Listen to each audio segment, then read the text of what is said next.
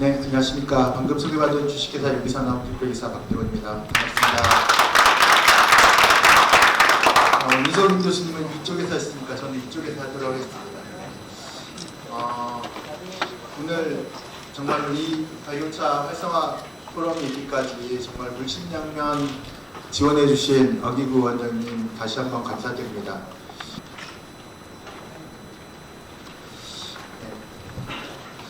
제가 2020년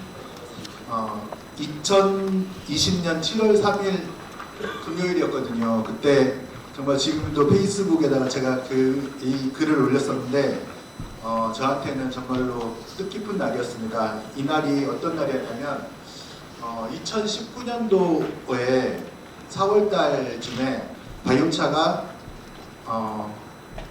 2019년 리파이먼트 IPC 가이드라인에 사실 여기 보면 나와 있는 것처럼 이 인벤토리 상의 그 CDR 방법론으로 2019년 4월달에 생겼는데 저희는 그 2020년에 처음 알게 됐어요. 그래서 이제 이 부분을 가지고 지금 오늘 자장으로 오신 김필주 교수님께서 그때 강의를 해주셔서 너무 감사하다고 생각을 했었거든요. 그래서 너무 기쁜 나머지 저희가 그 다음 월요일 날 제가 지금 저희 농업 부분에 있어서 자발적 감축 사업을 하고 있는 이길재 팀장님께 전화를 해서 빨리 자발적 감축 사업을 만들어 주십시오 이렇게 얘기를 했었던 것 같습니다. 저희가 바이오차 활성화 해보자 이런 의미에서 그리고 외부 사업을 꼭 만들어 주십사 해서 전문가들하고 같이 토론회를 진행했고요.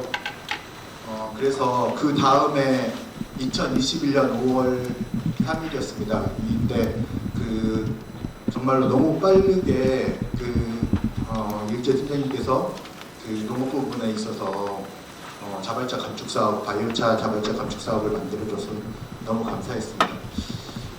그리고 그해 2021년 12월 27일이었는데 이때 이제 농림부에서 탄소 중립을 위해서 2050 농식품 탄소 중립 추진 전략을 발표했고요.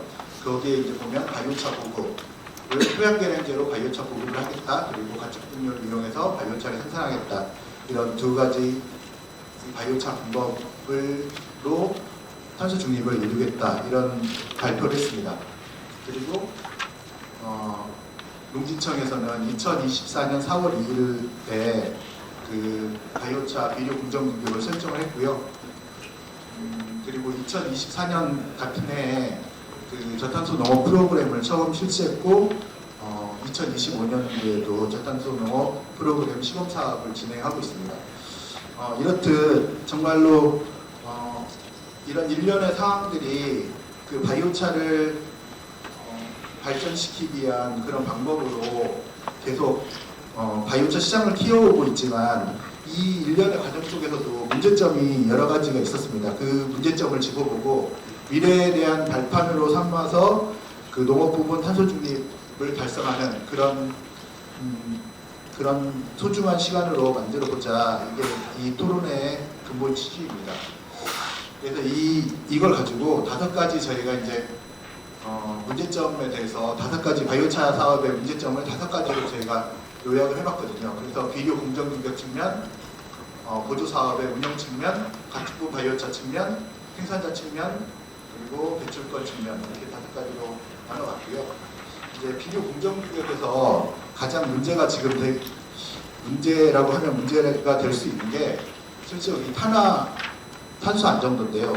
탄소 안정도가 실질적으로 보면 아까도 이제 윤석인 교수님 말씀하실 때 이 탄소 안정도가 되게 중요하다 이렇게 말씀하셨는데 탄소 안정도가 지금은 이제 비료 공정 규격에는 HCV 몰비가 0.7 미만 그리고 O와 OCB율이 0.3이다. 그러면 둘 중에 하나만 달성해도 된다는 거거든요. 실질적으로 이랬을 경우에는 이제 이렇게 되는 거고 그리고 이제 국제적인 그런 기준을 보면 퓨로어스나 IBI 그러니까 세계 바이오차 협회 이런 데는 HCB율 0.7로 돼 있고 유럽 바이오차 협회는 이제 이 두 가지를 다 만족해야 됩니다. 그래서 실질적으로 이제 저희가 여러 가지 연구를 해보면 OC 비율 0.4 미만이어도 HC 비율은 뭐 1.1에서 1.3 사이 뭐 이 정도 나오거든요. 그래서 이런 부분이 국제적 기준하고 맞지 않기 때문에 실질적으로 다른 나라에서 만약에 우리나라 비료 공정 규격을 바라본다면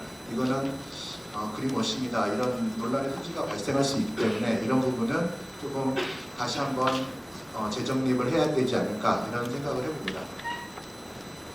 그리고 두 번째 문제는 이제 조금 이게 되게 예민한 문제여서 사실들 다 예민하기 때문에 저희도 아무도 지금 그 부분 서로 얘기를 하지 않는데 제가 그런 부분을 갖다가 조금 예민한 문제라도 서로 이렇게 이해했으면 좋겠다 이렇게 생각을 하거든요. 그래서 이제 퓨어어스 기준 배출권 기준을 보면 바이오차를 뿌리는 총량 곱하기 유기탄소량 곱하기 이제 이게 그 탄소 안전 개수거든요. 이 탄소 안전 개수에 곱하기 12분의 44를 하면 이게 바이오차가 토양에서 얼마만큼 이산화탄소를 저장하고 있는지, 이산화탄소를 저장하고 있는지의 내용이 나오는 거거든요.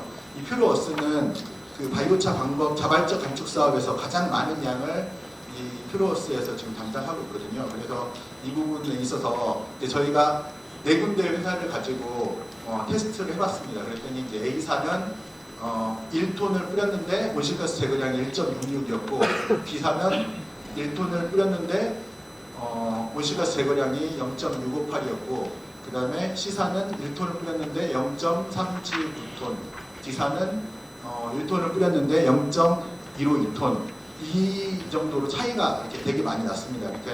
그러니까 같은 바이오차 1톤을 뿌려도 어떤 회사 거는 뭐 1.6톤의 기능을 하는 거고 어떤 회사는 0.15톤 10배 차이가 나는 겁니다.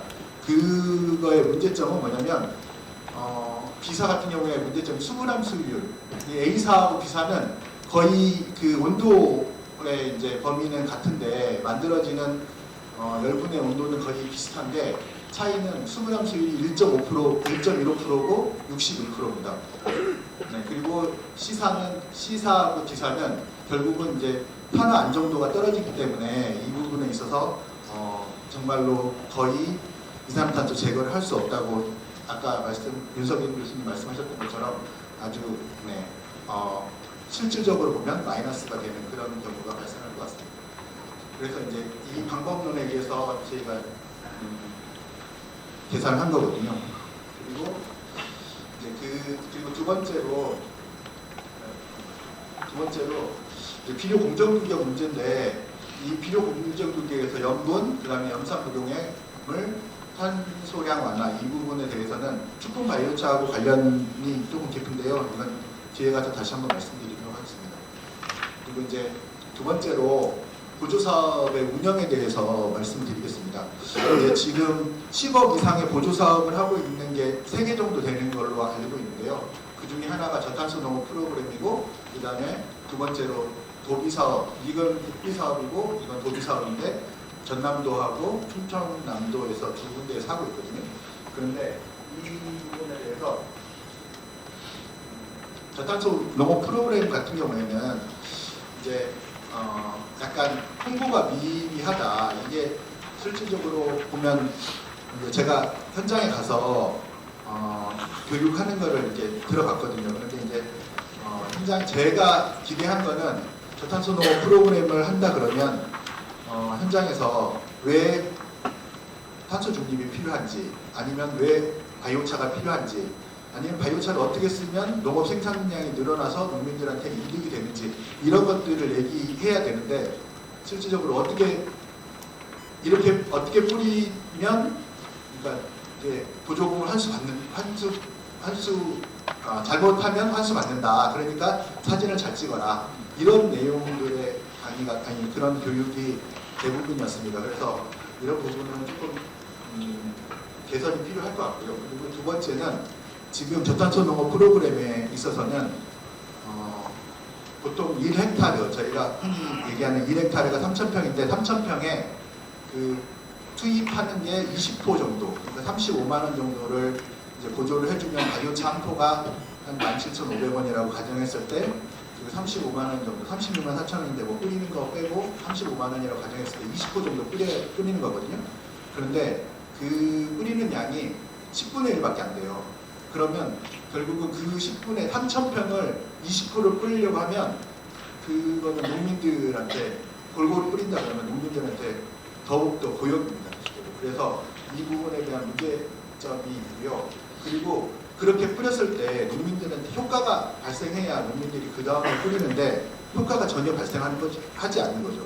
실적으로 뭐 여기 이제 관계 기관도 오고 그랬지만 정말로 조금 아쉬운 부분은 이제 이게 농물 낫게 되게 하고 같이 있기 때문에 이해하는 부분도 있습니다. 같이 있기 때문에 그 바이오차 양하고의 그런 사업비 형평성에 따라서 그 사업량을 많이 늘리려다 보니까 그런 게 발생할 것 같은데 그래도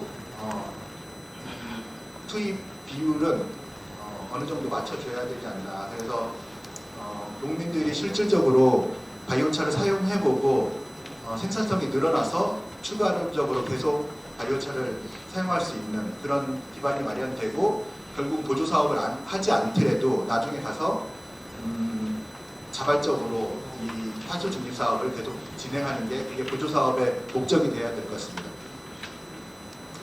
그리고 이제 전남도 같은 경우에는 보조사업 운영에 있어서 문제점이 지금 전남도 같은 경우에는 도비하고 농협에서 일부 보조를 해주고 있고 지자체 보조금이 있고 농민 자부담이 있습니다. 그런데 이제 농협이 일정 부분 펀딩을 하다 보니까 농협을 통해서 이 바이오차를 판매하거든요. 그런데 이제 그 예전에는 저희가 비료 공정 규격이 생기기 전에는 어떻게 바이오차를 판매했냐면 농협의 유기농자재를 등록해서 판매를 했습니다. 그래서 이제 서로 그 괴리감이 있어서 지금 뭐 비료 공정 규격이 생겼으니까 비료 공정 규격에 맞춰서 그 제품을 공급해야 된다. 이런 이제 가짜 바이오차 논란이 되게 일고 있는 걸로 알고 있습니다. 그리고 실질적으로 충청남도 같은 경우에는 사업 기준을 잘 마련했고 그리고 지자체에서도 보면 이제 비료 공정 규격 플러스 여기 보면 바이오차의 HC 비율이 70% 미만이었다. 이 자발적 감축 사업에 있는 내용들을 가지고 잘 만들어 놨거든요, 실질적으로. 네. 그리고 여기 보면 뭐 수입 바이오차나 뭐 이런 부분은 농업부산물이 아니기 때문에 하면 안 된다. 뭐 이런 기준까지 잘 만들어 놨는데 문제는 지자체 공무원분들이 이게 뭔지 잘 모릅니다. 네, 그렇기 때문에 지자체 공무원들이 이제 이 부분이 어떤 내용인지 잘 모르기 때문에 결국은 기준이 되는 거는 지자체 공무원들은 모르기 때문에 비료 공정 규격으로 이 비료 공정 규격에 그리고 비료 생산업 등록이 있는 제품을 선택하게 되는 거죠. 그래서 실질적으로 지금은 비료 공정 규격이 HC 비율 이 부분이 잘 맞지 않기 때문에 혼선이 계속 일어나고 있는 것 같습니다. 네, 그리고 이제 세 번째로 가축분 바이오차 측면입니다.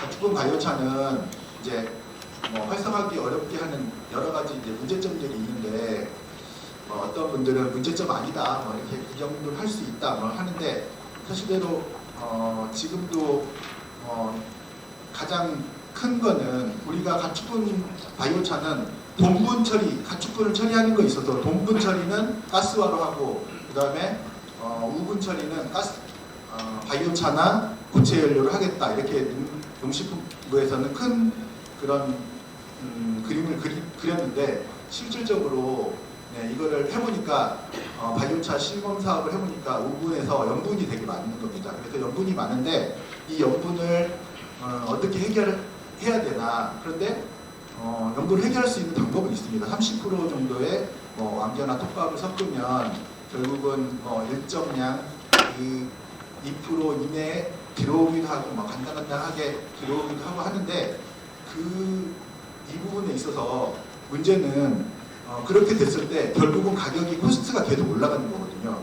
그리고 그 목적은 가축분을 바이오차로 만들어서 처리를 하는 건데 가축분 말고 다른 것들이 부산물들이 더 많이 들어온다는 그런 점도 있고 그래서 이거는 다시 한번 그 가축분 바이오차에 대한 가축분 바이오차가 실질적으로 저는 우리나라에서 활성화가 되게 좋은 소재다. 그리고 가축분이 정말로 많이 남아돌고 있기 때문에 이거를 잘만 이용한다 그러면 바이오차 시장이 커질 수 있겠다 이렇게 생각하는데 이런 기준들이 조금 더 기준들을 다시 한번 재정립할 필요가 있다고 생각합니다.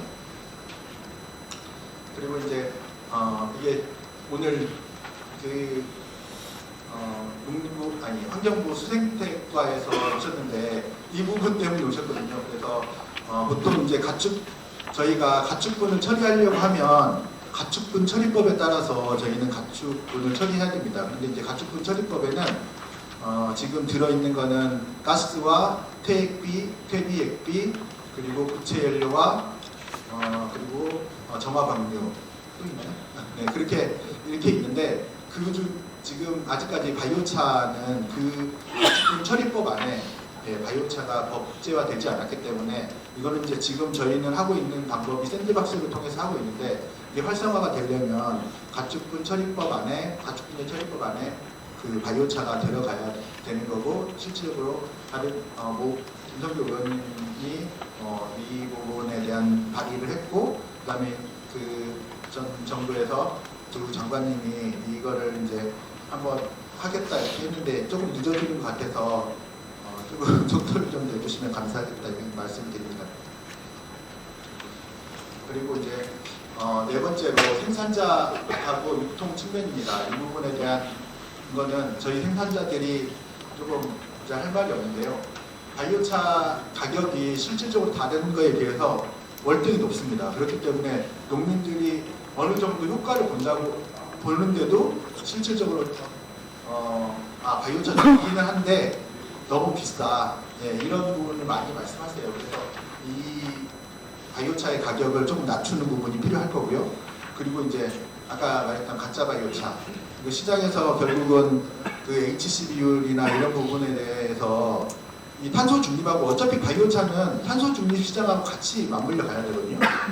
저희가 바이오차를 하는 거는 비료를 공급해주기 위한 게 아니라 탄소 중립을 하기 위해서 바이오차를 하는 거거든요. 그렇기 때문에 이 탄소 중립 부분하고 맞춰서 비료 공정 규격을 다시 한번 만들어야 된다 이런 부분이고요. 그리고 세 번째로는 이제 이게 이러면 안 되는데 진짜 범법이죠 사실대로. 그런데 바이오차 사업을 통해서 바이오차 사업을 한다고 하고 다른 비료를 받는 그런 행위를 한다고 합니다. 그래서 이런 것들은 이제 조금 지양해야 될 것 같고요. 지양해야 될 것 같고 그래서 이제 이런 부분을 해결하기 위해서는 바이오차 가격이 높은 거는 실질적으로 바이오차 생산 장비가 되게 비쌉니다. 그래서 이제 넓은 해설이기 때문에 조금 비싼데 그 바이오차 생산 장비를 이제 지원해주는 그런 방법이 필요할 것 같습니다. 그래서 지금 당장 바이오차 보조금 조금 더 주는 것보다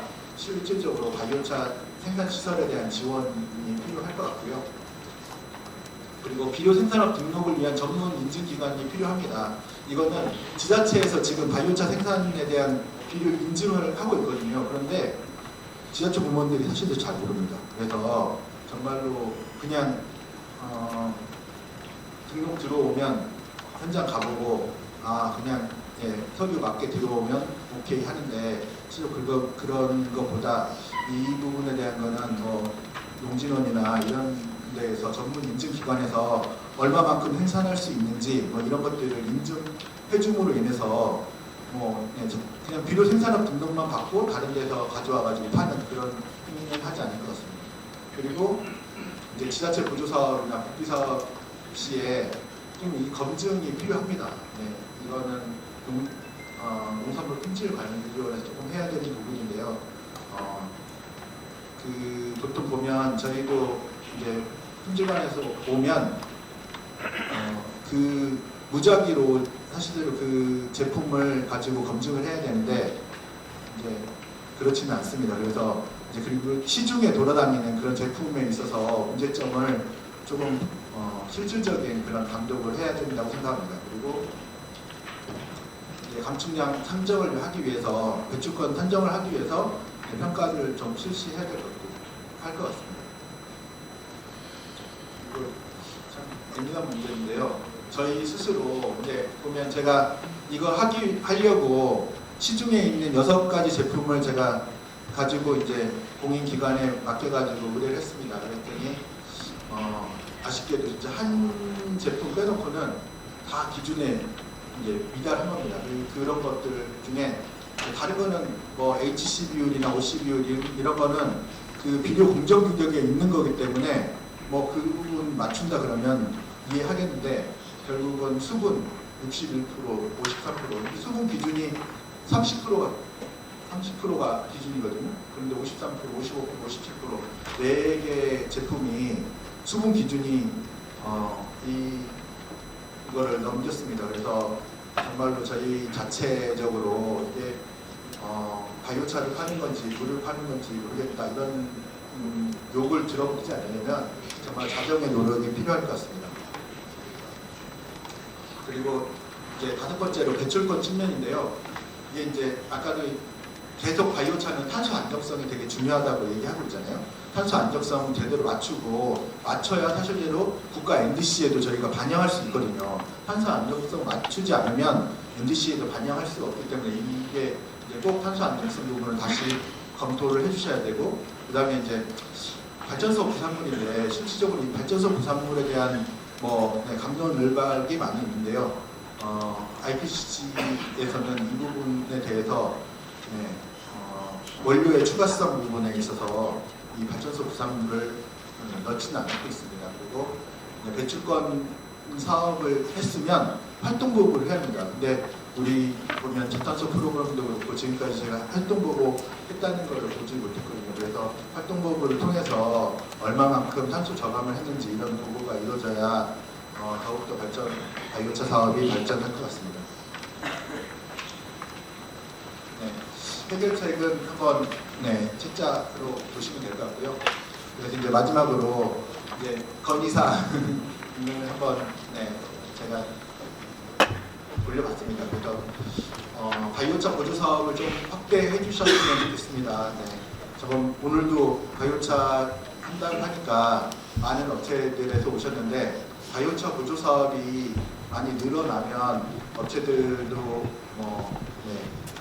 더 열심히 할 거고 가격도 많이 낮출 수 있을 것 같습니다. 그리고 그다음에 2번째로 이제 토양 계량제 보급 사업을 보조 사업을 한다고 했는데 실질적으로 그거에 대한 어떤 내용도 없어서 토양 계량제 지금 이제 석회하고 규산이 그 토양 계량제에 들어가 있는데 바이오차 보조 사업을 좀 해주시면 훨씬 더 수월하게 사업이 될 것 같습니다. 그리고 3번째로 국가 NDC에 반영하는 거 이거는 꼭 해주셨으면 좋겠습니다. 그래서 바이오차에 대한 그런 검증 능력을 꼭 확인해 주셨으면 좋겠고요. 그리고 4번째로 바이오차 혼용효과에 대한 연구 개발 부분인데요. 바이오차 실질적으로 이번에도 연구 개발 정도는 뜨긴 했는데 그래도 조금 더 많은 연구 개발이 이루어져서 각각의 토양에 따라서 어떤 성능이 있는지 이런 것들이 꾸준히 알려졌을 때 농민들이 그거에 따라서 사용량이나 이런 부분을 결정할 수 있을 것 같습니다. 그리고 5번째로는 바이오차 생산시설에 대한 보조 확대. 아까도 한번 말씀드렸는데요. 생산시설에 대한 보조를 확대함으로 인해서 바이오차 가격이 떨어지고 그럼으로 인해서 농민들이 부담 없이 쓸 수 있고 그리고 그 탄소 제거량들이 더 많이 늘어나기 때문에 이런 부분들에 대한 거를 한번 건의드리고 싶습니다. 마지막이고요. 제가 이제 많은 분들이 얘기하는데 산업혁명 이전에는 그 공기 중에 이산화탄소 농도가 280ppm이었습니다. 근데 이제 산업혁명 지금은 가장 많이 나오는 게 423ppm까지 올라갔다고 합니다. 결국은 산업혁명이 1800년대니까 몇백 년 안 된 사이에 1.5배 이산화탄소가 늘어났는데요. 그거는 다들 잘 아시겠지만 석유, 석탄을 사용해서 그렇습니다. 그래서 저희가 일반 기존에 석유, 석탄 쓰려고 하는 거를 다른 에너지로 전환하는 거, 뭐 태양광이나 이런 것도 중요하지만 실질적으로 지금 더욱더 중요한 거는 공기 중에 있는 이산화탄소를 빼내오는 게 훨씬 더 중요합니다. 그런데 그 공기 중에 있는 이산화탄소를 빼내 오더라도 DAC나 이런 직접적으로 이산화탄소 포집하는 그런 기계들도 있고 한데 그런 것들을 한다고 했을 때 결국은 우리나라 같은 경우는 조금 어려운 게 그 빨아오는 그런 에너지가 훨씬 더 많이 들어가거든요. 그래서 가장 안정적으로 우리나라에서는 그 DAC 아니 CDR을 할 수 있는 거, 탄소 제거를 할 수 있는 방법은 바이오차가 가장 효과적인 방법이라고 생각합니다. 이런 부분에 있어서 정말로 우리만이 쓰는 지구가 아니고 정말 자자손손 물려줘야 하는 지구를 물려주기 위해서 자손들에게 물려주기 위해서 꼭 바이오차를 같이 했으면 좋겠습니다. 네, 감사합니다.